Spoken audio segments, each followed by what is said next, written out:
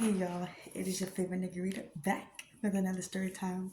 So I just want to, finish off what I was saying is I don't want them to try to cover up the fact, like if something happens to me, they're like, oh, because, I'm posting videos of me, being vulnerable and sad online and talking about me being, crying and being depressed and how I was honest and vocal about, feeling unworthy of being on earth. It's just like those, were very true, valid feelings. But, as I would talk to my therapist, like I never did anything to act on that. Like I've had thoughts, yes, but I never did anything to act on that. And I don't want it to be misconstrued that if something were to happen to me, God forbid it doesn't, okay?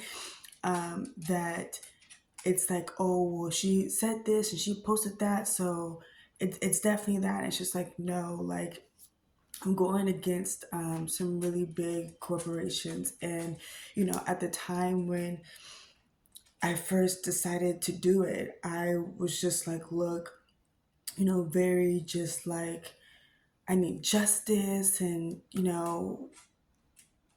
etc. I wasn't really thinking about anything else. I was just like, I want justice and I know this is the way to go. But over time, like I said, there's been all of this alleged witness tampering in the sense of like, okay, all the harassment and like, being followed and just like all of this nonsense was just like, you know, that's why some people don't decide to sue really big corporations because it has been a lot. Like it's not just like, oh, okay, you get a lawyer and you file a lawsuit and that's that. No, there's a lot of other stuff that goes into it. And outside of just being mentally draining, with what you have to process as far as your trauma and, like the effects of like the physical, the effects of the emotional, the effects of like the mental.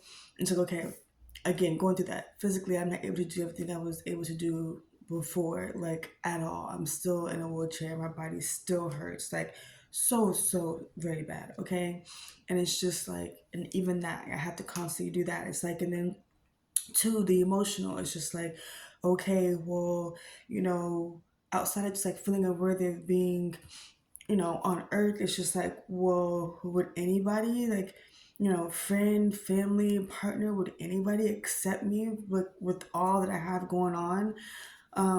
Is it too much? Like, so then you're like, okay, well, dang, if my life's gonna be like this forever, how would I ever like quote unquote have a normal life? You know what I mean? And then the mental part is like, okay, well, on top of like, being sad and depressed and just like, you have moments where it's just like randomly like a flash, PTSD happens and then a flash of like an image of like what happened happens and then you start crying and thinking about it and it's just like an ongoing thing.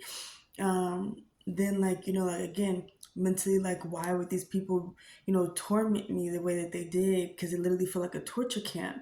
It's like, and then you know, like mental of like, how can I try to find happiness? How can I try to create happiness in the midst of like all of this chaos? And how can I try to accept the fact that this is how I'm feeling? You know what I mean? And that's the part that makes me emotional. It's just like, as someone who's been an athlete since they were 9, like I said, a celebrity personal trainer and being featured in all these cool magazines and having these really dope, awesome opportunities because of fitness, it's very hard to come to terms with and acknowledge the fact that, like, I may never be able to do those things again. I'm hopeful that I would be able to, but, almost 2 years later, I'm like coming to terms with how would I feel emotionally and mentally if I'm not able to do those things again? And that's hard. And I still have, issues and trouble with that because it's all I've known. You know, I've been working for myself for 10 years. Like, so I don't know anything outside of that. And, you know, it's scary. It's scary when, like, you have to try to figure out what to do. And you, at the same time, gosh,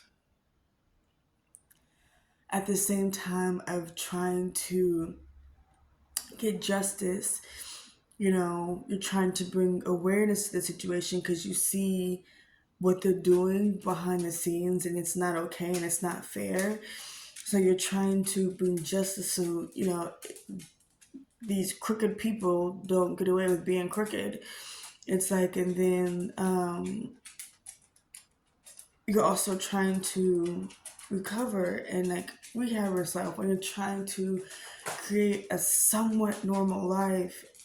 And it's hard because it's just like, okay, you know, I can't go outside. You know, I've been doing social media and not saying everywhere I go people know me, but like people do know me. Like there's been many times where I'm going out and people call my name or this and that and blah blah blah. So, you know, with everything that's going on, I've done everything I can to try to like lay low and blend in, quote unquote, right? Um, Even with like making sure that like this isn't my usual color, but it's hard to blend in when I'm in this, you know what I mean?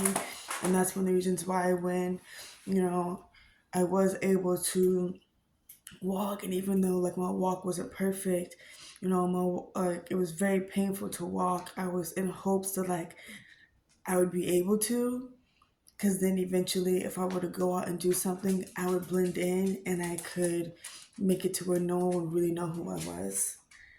Um, and knowing that that's not something I can do has been hard for me because again, it sparks the social anxiety of like, okay, I have all this stuff going on and people are already following me, and like if someone knows who I am, like what does that mean? Is someone gonna try to harm me? Like it's just a lot of questions that go through your head. And you know, it's been hard to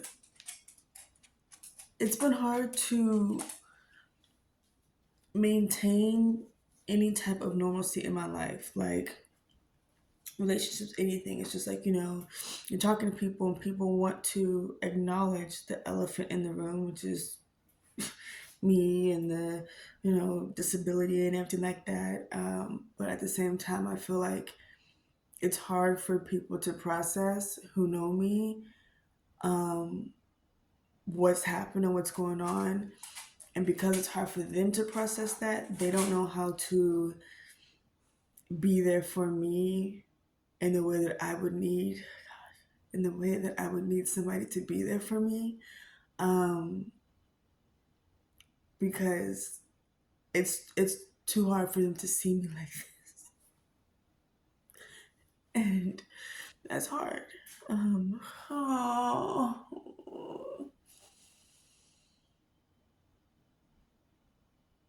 Oh, I did not want to cry.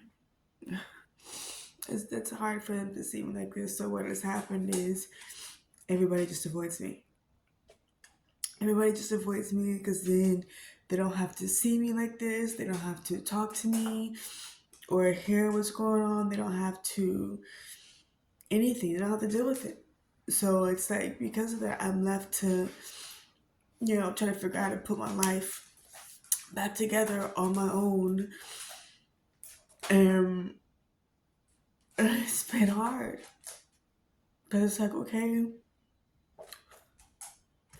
who knows me when I'm having a bad day if I, you know, can't, Mr. Man said me, if I can't get my therapy stuff situated, and, you know, I'm trying to find a way to provide for myself, and I'm trying to share my story. I'm trying to have fun. I'm trying to make sure I'm okay. I'm trying to make sure he's good. It's just, it's a lot to think about, and it's a